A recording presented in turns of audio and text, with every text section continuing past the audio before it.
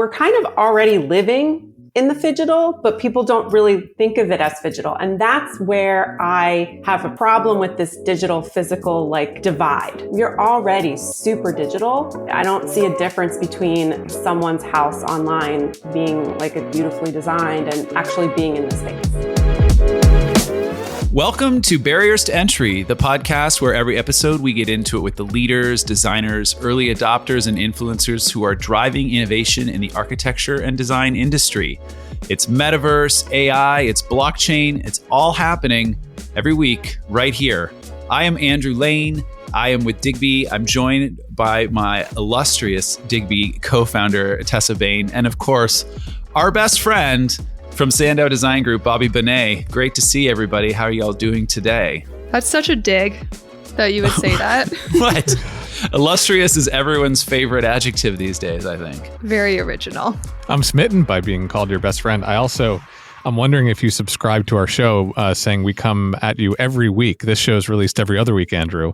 I'm talking about the show that I'm always recording in my head that no one actually gets to listen to. But yeah, you're right. There you go. Fair enough. But I think the other thing that's really cool is that we're a much more mature show, aging like a fine wine, as people have been known to say.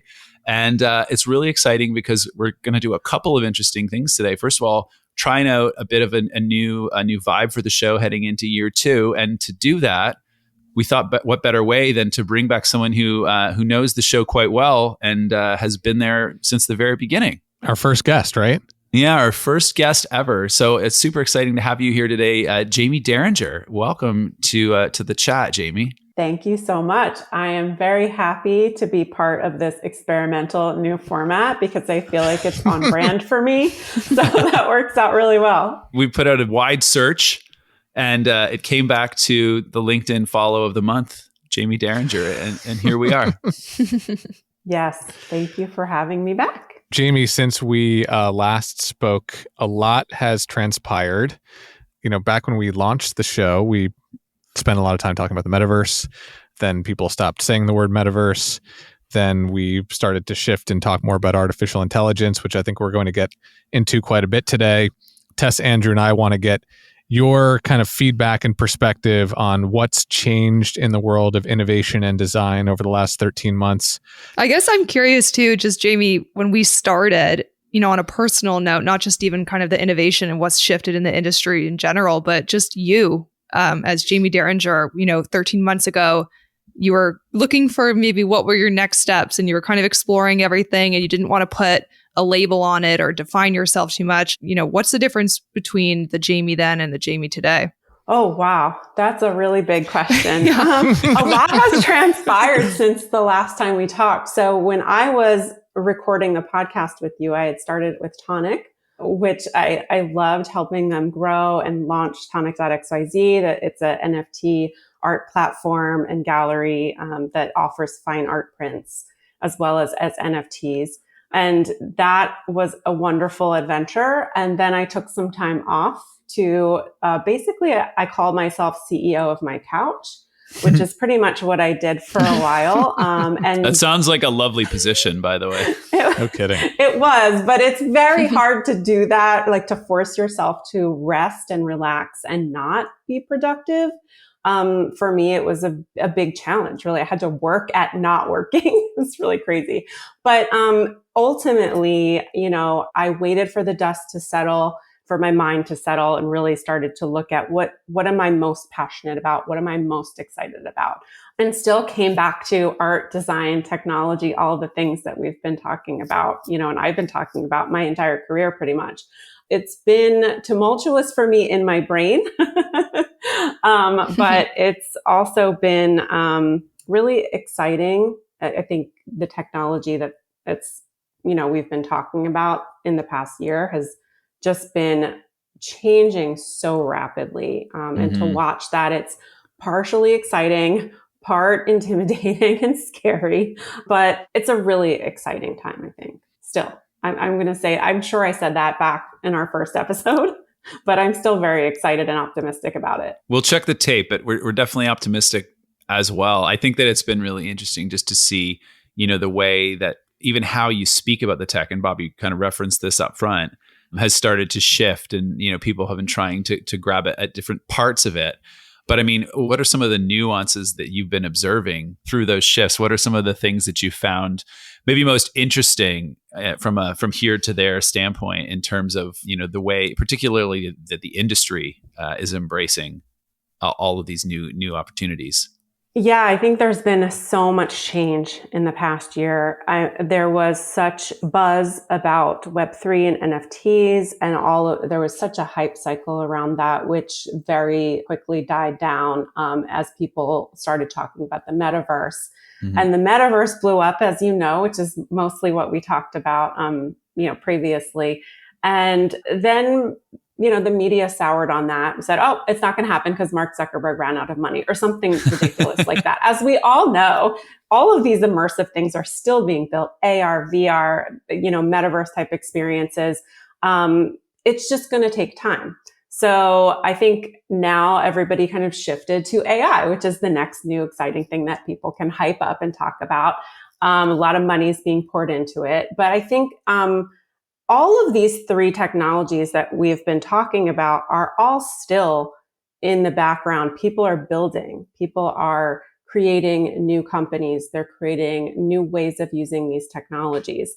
We can get into lots of details on any one of those topics. I'm happy to go down a rabbit hole, but we're seeing a big hype cycle with media, and then they sour and they move on to something else. And I think that happens to any trend. On the trend front, Jamie, when we first spoke back in October on BTE, we left AI on the cutting room floor just because we ran out of time. And silly us, when I say us, I mean Tess, Andrew, and I, because now that's the only thing anybody wants to talk about. And I know you've been, particularly passionate about artificial intelligence for quite some time now, whether that's related to the opportunities presented by it through the lens of art, through design writ large, through marketing, through media. What are some things that you're particularly focused on right now, and some, just pulling on that word a little bit more, some trends that you've been mining in the last couple of months that you're continuing to monitor and be excited about heading into the new year? Specifically around AI, I recently spoke at Adobe Max about AI, and there was a really interesting mixture of feelings that came out of my conversations on the side with designers who were in attendance. And it was very much like this fear of what's going to happen, the unknown. Of course, everybody kind of feels that around new technology, like no matter what, in what industry.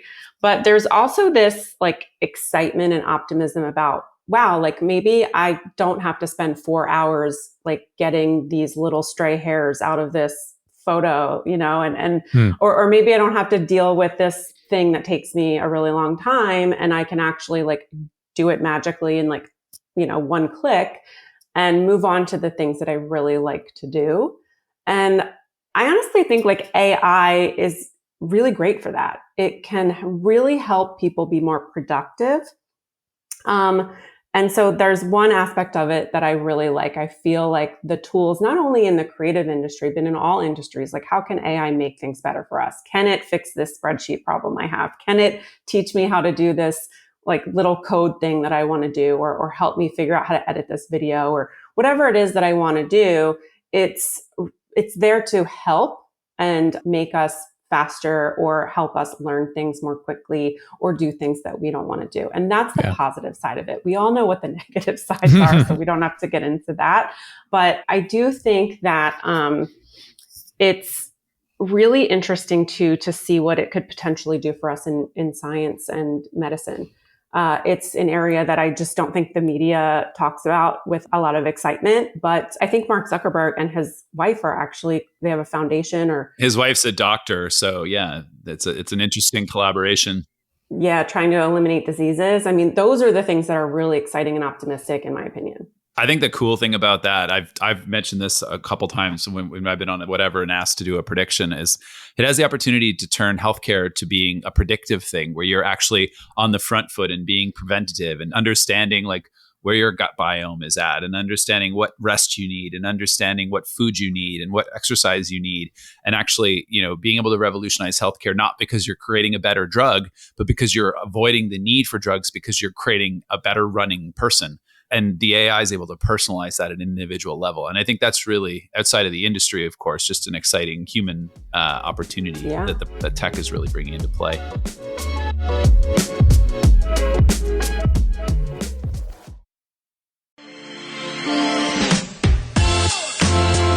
Thank you to BetterHelp for sponsoring this episode.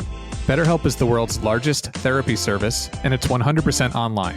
With BetterHelp, you can tap into a network of over 30,000 licensed and experienced therapists who can help you with a wide range of issues. To get started, you just answer a few questions about your needs and preferences in therapy. That way, BetterHelp can match you with the right therapist from their network. Then you can talk to your therapist however you feel comfortable, whether it's via text, chat, phone, or video call. You can message your therapist at any time and schedule live sessions when it's convenient for you. If your therapist isn't the right fit for any reason, you can switch to a new therapist at no additional charge. With BetterHelp, you get the same professionalism and quality you expect from in-office therapy, but with a therapist who is custom-picked for you, more scheduling flexibility, and at a more affordable price. Get 10% off your first month at betterhelp.com/BTE. That's betterhelp.com/BTE.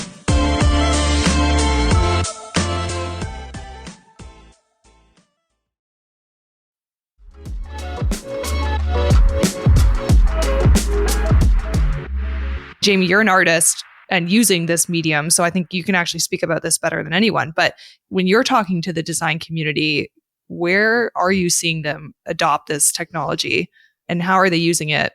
Great question. Right now, I'm not really seeing them adopting it at all. I see some designers experimenting with it and sharing that on Instagram, but I don't really see them using it actively yet.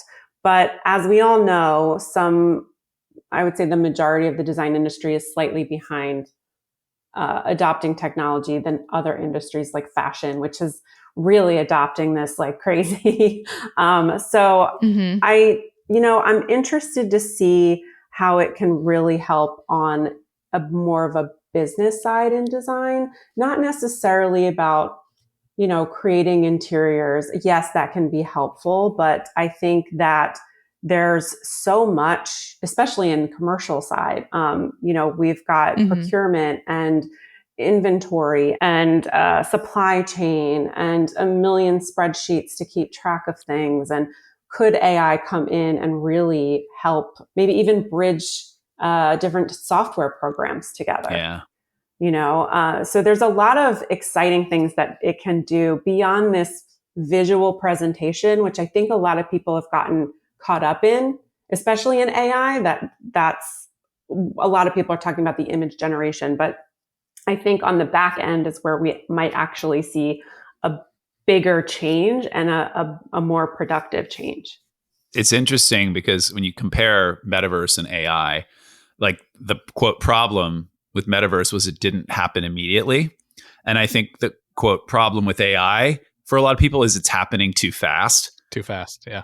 Yeah. And so what I've been seeing in some of the talks we've given, and we've had the pleasure to talk to some folks in like technology and innovation groups at large firms, they're doing a lot in this space, but it's within somewhat of a black box, right? Like there's so much that's undecided and undetermined that they're not going to, you're a major firm, you've got 1,200 designers. You're not just going to like unleash the hounds until you know exactly what you have and you know how that actually impacts the intellectual property that you're creating, impacts what's going to be developed. Mm-hmm. Yeah. One thing I wanted to go back to really quick, Jaime, on the AI front, we always want to kind of pull out if there are ways in which we can offer applications to our listeners as it relates to the technologies we talk about. Andrew just was featured on a webinar we hosted focused on AI in the architecture and design industry. And in that webinar, we spoke about ways in which marketers in the architecture and design industry could leverage AI as part of their marketing operations. So I'm curious if there are any tools in particular that you're using across your portfolio, whether it's CEO of Couch or in your work as an artist that you'd recommend folks kind of check out and toy around with. I think the thing that I use the most for my art practice is Midjourney. And I find that a lot of artists and designers use that. I know before I said designers aren't really big on, the image generation and sharing that, but I have noticed that a lot of product designers that I talk to play around with it a lot. They just don't always share it. They use it to iterate and to ideate. And that's what I do with my art too. So Midjourney is still like my number one go-to, but that's just because I'm focused on the visuals and the visual output. I haven't dabbled too much into the productivity tools yet because being on my couch, I didn't need them. However, I'm currently in the process of researching as many as possible to potentially implement in the future going forward. So I will keep you posted, but nothing has like really jumped out at me as being like a game changer yet. And I think there's just so much stuff in development that we haven't really seen come to fruition. Most of what we've seen so far is, being either something that's extending programs, like for example, Adobe's new generative AI, Firefly is incredible. Those types of tools are fantastic, but we really haven't seen across the board game changers. So I think we have to wait and see what some of the bigger companies are going to roll out over time. For me, I haven't found any that are really just like making such a big difference in my life that I have to shout them out. It's like an anti-plug. Yeah, it's an anti-plug. I'm sorry. AI is really an interesting topic. Bobby's heart shrunk a little bit there, I think. I'm flustered, but if I'm to go back to something you mentioned, Jaime, on the Midjourney front, one area, just to point it out, that one of the leads in our creative studio had experimented with a little bit, just because you mentioned product design and Midjourney, was leveraging Midjourney to create out of this world print ads for products. So how can we, create an environment where a chair made of, that has an incredible sustainability story is featured in a rainforest environment that just creates, this out of this world feeling.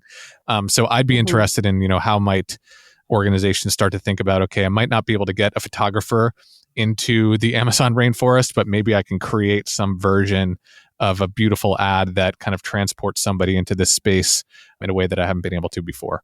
So cool applications, cool ways certainly to test out there. Totally. And I can't remember where I saw it, but there was someone was creating generative backgrounds for product placement. And I think that could be a really great opportunity for anyone who's developing product in any category. But also to bring it back to Adobe, and I am not a paid spokesperson for Adobe, so just FYI, I don't know. I use their software, and I was just there, so that's why I'm talking about it a lot. But the generative fill option in Adobe Photoshop is really incredible, where you can just type in what you want it to look like, and you can expand it, and it just fills in a background for you based on whatever it is you want to be. So you could throw your product in there and say, I want to see my chair in a, Japandi living room or, Scandinavian cabin or something like that. And it generates a background for you. And it's all through Adobe's stock photo program. So there's no worry about like stealing other people's art or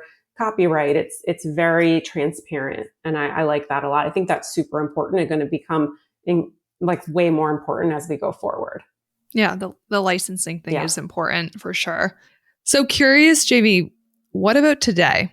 You kind of hinted before, we've talked to you a few weeks ago that maybe you were up to something new and you're working on something a little different. And I mean, I would love to know exactly what that is. You're just always looking for the gossip, Tess. Sure. I am always looking for the tea. I'm just... I don't have a name. I mean, you did. You've announced this a little bit, but I think just hearing it in your own words, like what are you up to today? What's this new business that you're working with, and where are you guys, planning on taking it? Sure. So I am head of brand or editor-in-chief, however you want to frame it, of a brand called Trame. It's a global gallery that's focused on bringing together digital art with craft and design. So we are working with artists, designers, architects, all creative folks to bring their visions to life through limited edition collections, mostly in the home decor space. So anything from ceramics to fabric to standalone art pieces, rugs, etc. What's really exciting about it too is that it'll have blockchain provenance, so digital provenance. So it's bringing together all of the things that I love. So I'm really excited about it. Is this something that's just in the US right now, or you said global, or were you shipping around the world? How does that work logistically? Yeah, so we're based in Paris and the United States. So it's a global company. And the artists that we're working with are also global, and the artisans that we work with as well are global. So what I really love about this is that we're working with a lot of craftspeople. So we're working with craftspeople in Morocco, where that's their economy are these crafts. And so we're preserving and, these heritage crafts. And that's really important to me. Also craftspeople in Europe. And then we'll also be working with some here in the US. So it's great because it brings together art and design, but we're also doing a lot with physical objects and craftspeople who are making things, which super important to me to preserve craft. Yeah, we had Patty Carpenter on the show, and she spent some time speaking about that as well, and the importance of the origin of the craft, and also, using it to support those communities, especially as we move it over into the Western part of the world. Yeah, and we're becoming such an increasingly digital world, I guess. And there is worry and concern that, this guy who sews the seams in the leather for these chairs is 85, and like nobody knows how to do it except him. So it's one of those things that like super important to preserve these techniques. And I don't know if you saw this, but Louis Vuitton is building a school that's also kind of like an internship. Oh, cool. Where they'll have students, and it'll also be open to the public so that they can preserve the craft of making their products, and also commitment to hiring people who go through the process of, learning these crafts. And I think Bottega Veneta is also doing it. So it's something that the fashion brands are already on top of, making sure that what they're doing, even though they have these digital components, because if you buy Louis Vuitton products, you actually get, I believe a lot of them are on the blockchain as well, which is really interesting. And so they're really making sure that for generations to come, they'll still be able to make the products and make high quality products in addition to whatever they do digitally. I appreciate you checking the blockchain box on our bingo cards for this episode. Of course. Can you talk to just explain for the listeners like a little bit more like about how or why that's important and how that connects to the provenance of these authentically designed goods? Yes, it's very important because, well, obviously we know how frustrating knockoffs can be. So what's great about the blockchain is it's essentially a ledger, and it says like, when you create an object, it's like, it's like you signing a ledger saying like, I created this thing. And then for every time it changes hands, there's a note that says, oh, it went from this person to this person.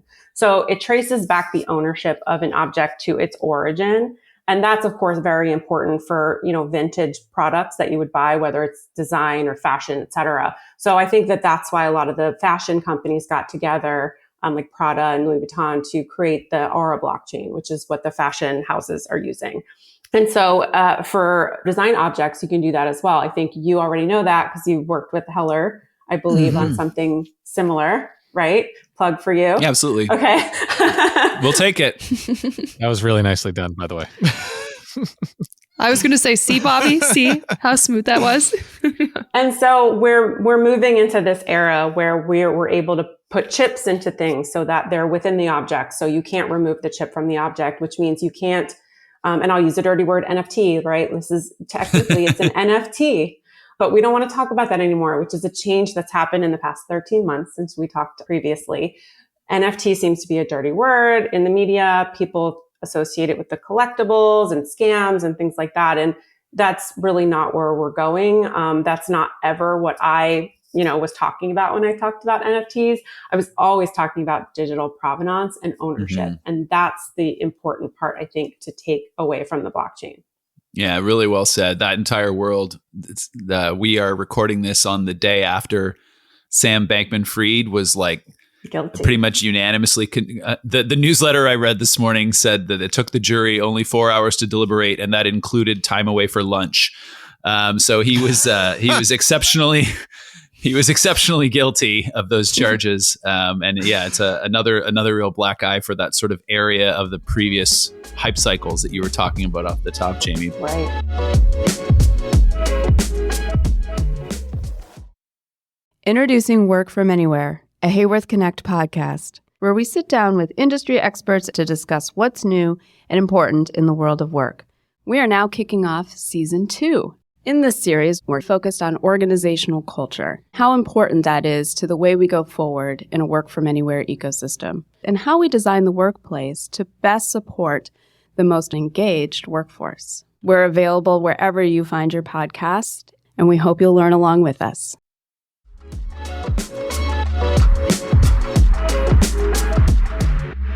So what's next with you guys? Like, where are we going to be able to see some of this content and this brand start to come together and roll out? By the time this airs, we will have had an event in Miami for Art Basel Miami, where we have our next 2 collections will be unveiled. Those collections will go live shortly thereafter, December, January. And I guess I can talk about it now. We have 2 artists. We have Jeff Davis, who is an artist who works digitally. I believe he may also do prints. He's a master of color. That's always been his thing. His creative vision is bringing colors to life. So we're actually doing that by bringing it to life in stained glass. So it's really, really beautifully done. And then we're also working with Martin Grasser. He's a San Francisco-based artist who has done a lot in generative work. And his collection that we're releasing is a series of mirrors. And the mirrors come out of Venice. So it's glass mirrors. And they will be generative so that there are different colors and different shapes based on letters of the alphabet and different characters. Very cool. So it's pretty fascinating and exciting, where you see these artists who are working in code and they're working with math and they're working with color. They've done that digitally, but now we're bringing it into the physical world. And these are objects that are not only art, but they're also design, and they're physical. You can touch and feel them, but they're also digital. It's a colliding of all worlds. It is. It's exciting. Yeah, a beautiful thing. I hope I explained that well. I feel like it's a lot to take in. No, you did. And the hardest thing with some of the stuff is just describing it, right? Like, we haven't done it yet today, and we won't, but I'll reference it. We've been asking people about the word phygital a lot on the pod lately. And it's just like, Jesus. No, but you need There's a bingo card again. You need these words. We need these so words. Bad. He's a dog on a bone. It's your question. He just won't quit, Bobby. But so that people can have like a common reference point, right? So it's tough when there isn't that word. At what point do we not use either one of those, though? Do you think that there will come a point where we're just going to talk about an object, and that object is both digital and physical, and it doesn't matter? I love that thought. That's a wonderful world I'd like to live in. Well, I think we're going to get there. I think a lot of the tech that you've been speaking about, I think in the moments of collectibles and art and design and IP will come forward, and it'll be something, I mean, I could imagine it would be something that would be expected. And then a lot of the times I think there'll be things that we do in life where the tech is just going to run behind the scenes, and, you know, we won't need to know.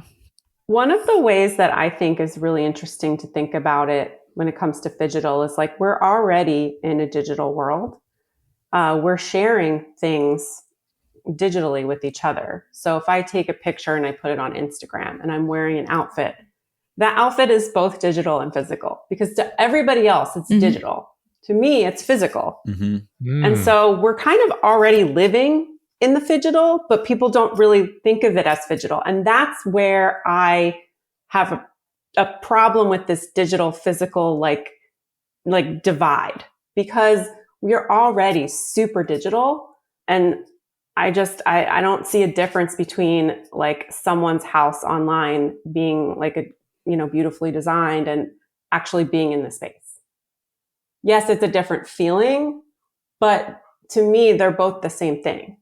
When we had Rodolfo Grella on, he had like a really similar kind of take on things. And I love that take, that it's just so fluid that we just need to realize that there is no difference anymore? Well, we're all on a camera right now, video streaming. So it's like it's like avatars now. It's just we don't have it's not immersive, but it's still a flat, like moving digital version of you.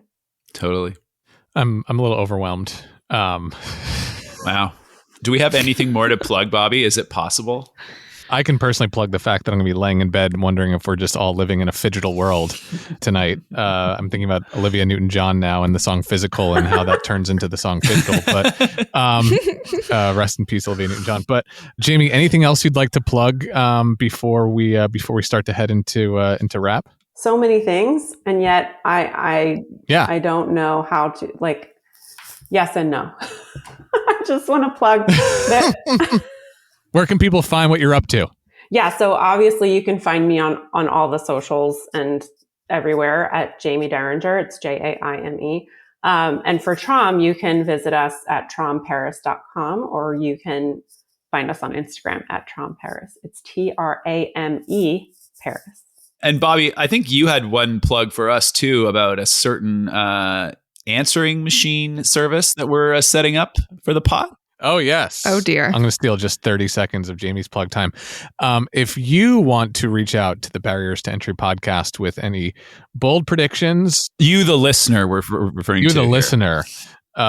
With any bold predictions about 2024, thoughts about the future of trade shows, or you just want to get in touch with Andrew, Tess, and I, you can email bte@sandowdesign.com. There's also soon going to be a Barriers to Entry hotline.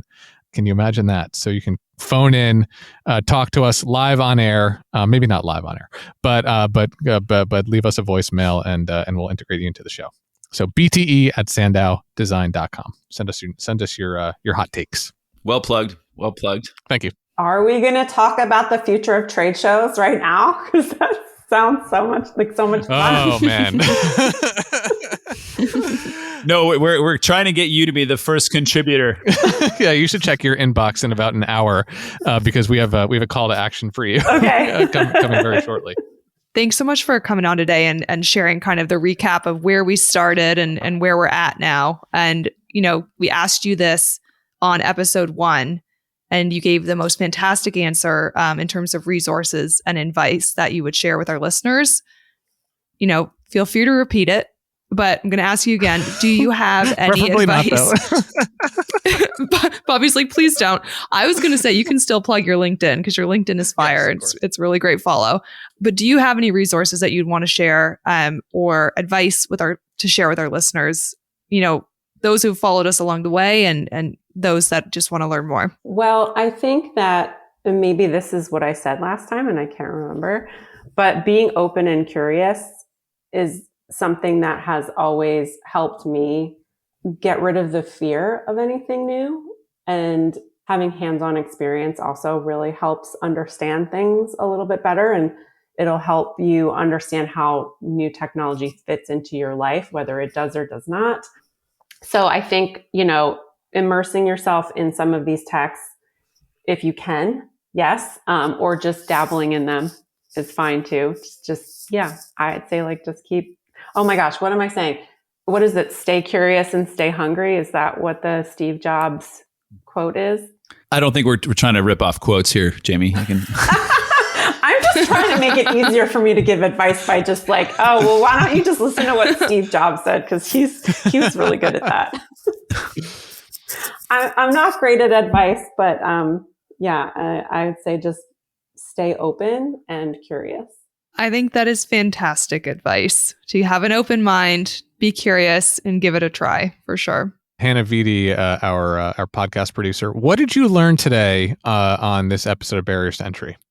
I learned a lot. I also feel like I have some things I want to keep exploring, whether with myself or others. But I think one big takeaway that was quite surprising for me was kind of the relationship between the media and these trends and kind of the hype cycle, and seeing how that might be crucial to whether things are actually adopted or whether folks are scared. I guess I don't normally interact with all of this on a day-to-day basis. And so in my head, I was like, oh, people are still talking about NFTs. But I guess once you started talking about it, I'm like, I actually haven't seen or heard much about NFTs. So I think exploring that relationship between how crucial public opinion and media is to the adoption of some of these things is huge. And I guess another thing I'm thinking about is kind of like the binary between the digital and the analog, I guess. And as an audio fidgetal, it's fidgetal is the word you're looking for. Go ahead, say. Don't make her say it. Don't make her say it. You don't have to. No, fidgetal would be actually like not the binary between, right? Fidgetal would be kind of like the landscape in the middle. And as an audio person, I'm often like frustrated between like the hierarchy of visual and audio. I often think that like the world prioritizes video. You know, folks want to make video podcasts now and everything's. And I'm an audio person, but I'm often kind of asking myself to be in the fidgetal and that in between space. So it's kind of like, what do all these things, by not just viewing them in binary terms, allow for? I think there's so much richness in between when we're not trying to say like one thing is better than the other, right? Like the old fashioned physicality is better than the digital, when, to Jamie's point, often we're actually already swimming like in between all the time. So yeah. And the last thing is just that the blockchain can be really like an equitable way to track and eventually support folks who've actually made the thing themselves. So I think those are the things I'm thinking about after today's convo. Do you think that audio is both digital and physical, or neither? Wow, that's a great question. I think I want to say both, you know? I think I want to say first, because I think you can think about that in so many different ways. Even in the audio community, there's like the age-old debate between like the vinyl records and now like the MP3 wave tracks. So there's like the argument within the argument within the argument. But I think it's both, I'm going to say. Jamie, you kind of blew my mind when you were talking about how the Zoom call is just like digital. And I was like, oh my God, I'm looking at pixels. I'm not looking at Jamie. I'm looking at like It's crazy, a combination right? of like pixels that make you up. And I was like, my brain exploded. There's a similarity between pixels and atoms, I think. It's very like, whoa. Yeah, totally. Very deep today on BTE. I love this. I just want to say that I learned that you could be exceptionally guilty, not just guilty, according to Andrew Lane. You could be exceptionally guilty in a court of law. So thank you, Andrew. I don't know if they read it quite that way, but that was the tongue-in-cheek summary I read. That just means guilty on all counts, I think. Yeah. Right? Oh, yeah. Well, thanks, Jamie, so much for joining us and coming back again today. Thanks, Hannah, for chiming in and making sense of all of our conversations and ramblings for the last 40 or so minutes. And of course, thanks to the rest of the Barriers to Entry production team, our regular producer, Rob Schulte, who, Hannah, thanks for pinch hitting in for him today, and all the rest of the team back at the studio by Sandow. As you all hopefully know by now, Barriers to Entry is a part of the Surround Podcast Network. Make sure that you go to surroundpodcast.com. That's podcast with an S. Smash the follow button and come back for more conversations like this one. Thanks again, Jamie, for joining us, and hope that all the rest of you will join us again next time as we continue to break down the barriers to entry.